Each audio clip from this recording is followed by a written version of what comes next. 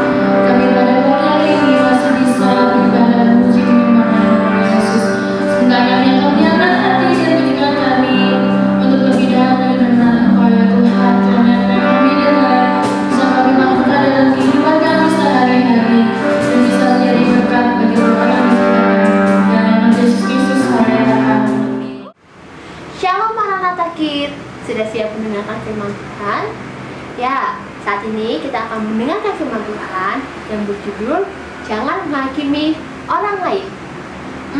Kakak mau tanya, berapa sering di antara kita yang kadang menjadi hakim atas orang lain?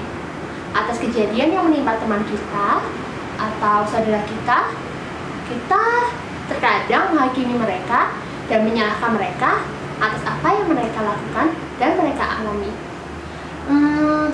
Firman Tuhan kali ini mengajarkan kita untuk kita tidak menjadi hakim atas orang lain, karena satu-satunya hakim atas hidup kita adalah Tuhan Yesus Kristus, Allah yang menciptakan kita, Allah yang maha sempurna, Allah yang mengetahui segala sesuatu yang kita lakukan, Dia yang mengetahui isi hati kita, maka hanya Dialah yang boleh menjadi hakim atas hidup kita.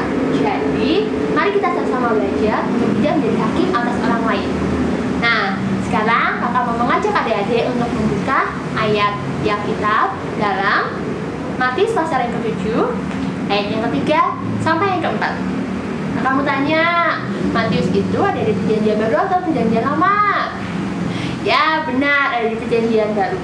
Kakak akan bacakan buat kalian ya. Matius pasal yang ke-7, ayat ke-3 sampai ke-4. Begini bunyi firman Tuhan. Mengapakah engkau melihat selumbar di mata saudaramu, sedangkan balok di dalam matamu tidak engkau ketahui? Bagaimanakah engkau dapat berkata kepada saudaramu, dialah aku mengeluarkan selumbar itu dari matamu, padahal ada balok di depan matamu?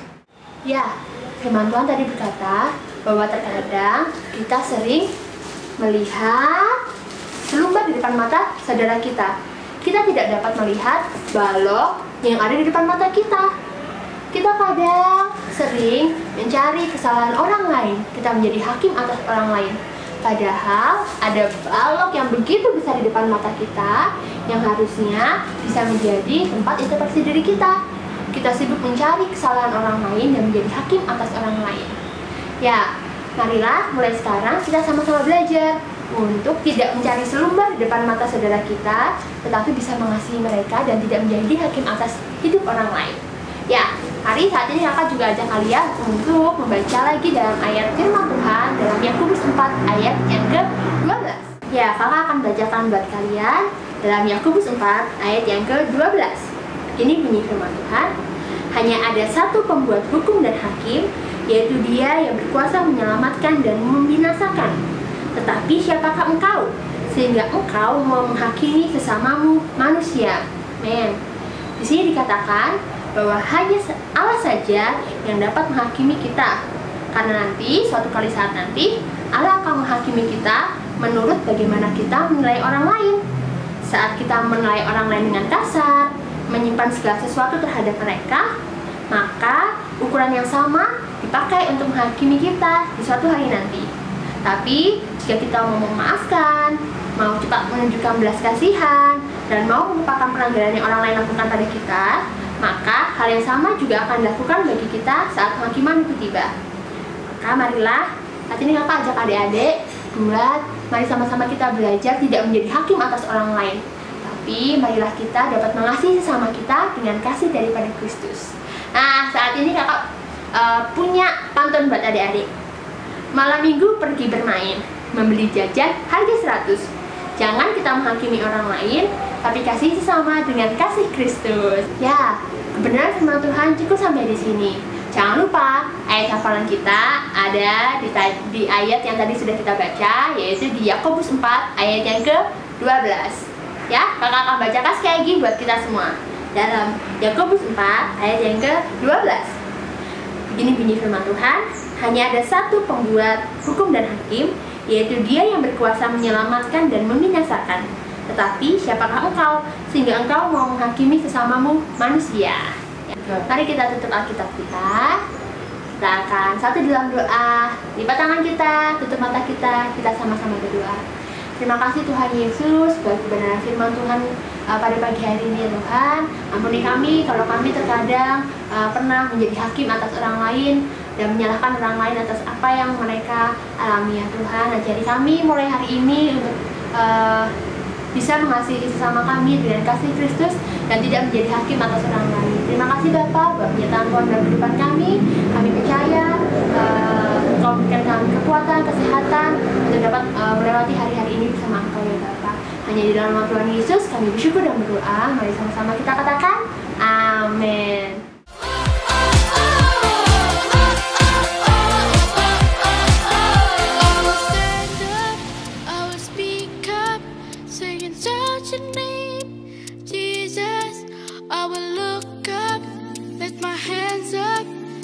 Such a name.